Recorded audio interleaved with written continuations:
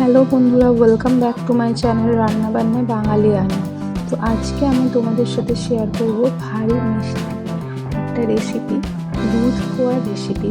খেয়ে সবাই অবশ্যই বলবে যে রেসিপিটি কেমন ছিল। এখানে রয়েছে 100 গ্রাম পরিমাণ ময়দা, 200 গ্রাম চাল গুঁড়ি আর 150 গ্রাম সুজি, আর একটা নারকেল নিয়ে নিয়েছি। নারকেলটা ভেঙে কুড়ে নিতে হবে। 250 গ্রাম চিনি রয়েছে, আর এখানে রয়েছে হাফ কাপ পরিমাণ দুধটা কিন্তু ভালোভাবে ফুটিয়ে গাঢ় করে নিয়েছি। আর কাজু কিশমিশ নিয়ে নিয়েছি অল্প করে, আর একটা আমুলিয়ার প্যাকেট। তো এখানে মিশ্রণটি তৈরি করে নিয়েছি সব কিছু দিয়ে, সুজি, চাল গুঁড়ি আর ময়দা, দুধ দিয়ে গুলে রেখেছি। নারকেলটি কুড়ে নিয়েছি। এবার এই নারকেল কোড়াটা এর মধ্যে মিশিয়ে দেবো।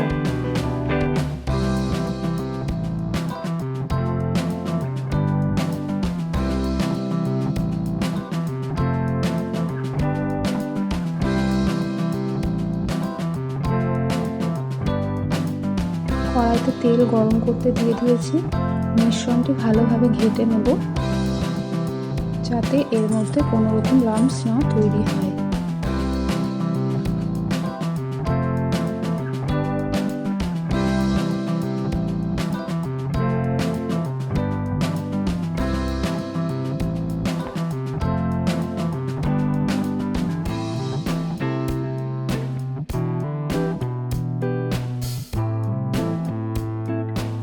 মিশ্রণটি 10-15 মিনিট অন্তত ফেটিয়ে নিতে হবে। তো বেশি ফেটিয়ে নেব, তত বেশি সফট আর স্পঞ্জি ফোলা দুধ পোয়া হবে।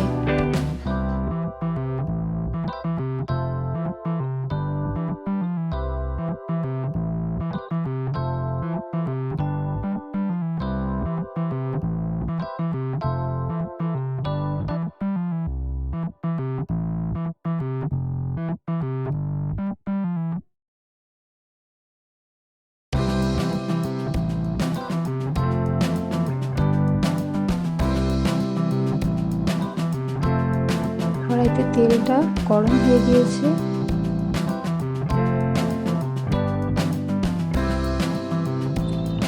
এরপর মিশ্রণের মধ্যে অল্প একটু মৌরি ছড়িয়ে দিলাম, তাতে একটা ভালো ফ্লেভার আসবে।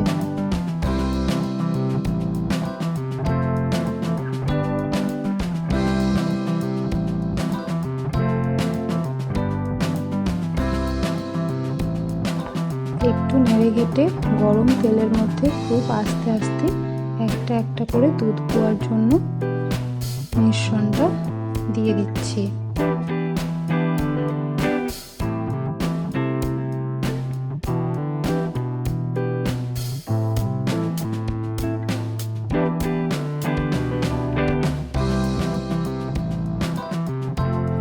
এইভাবে একটা সাইড হওয়ার পর উল্টে পাল্টে নেব এবং খুব বেশি লাল না করে তেল থেকে এটা তুলে নেব।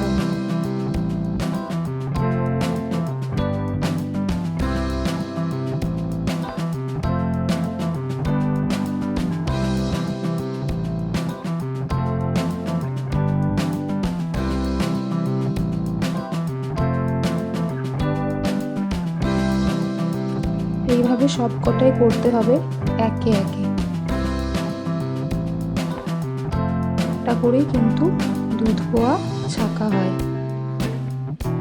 একটু তেলের মধ্যে নেড়ে চেড়ে ঘুরিয়ে নিলে এটা ফুলবে এবং দুটো সাইডই ভালোভাবে ভাজা হবে।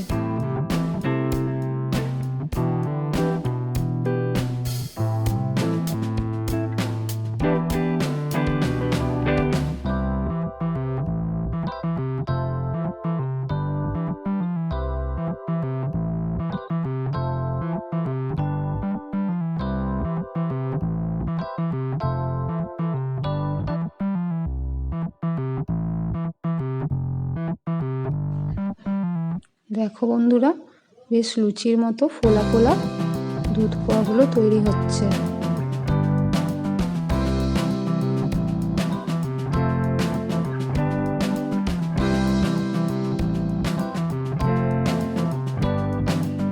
এটি খেতে অত্যন্ত সুস্বাদু। তবে হ্যাঁ, এটা ঠান্ডা হওয়ার পর বা পরের দিন বাসি খেতে আরও বেশি ভালো লাগে।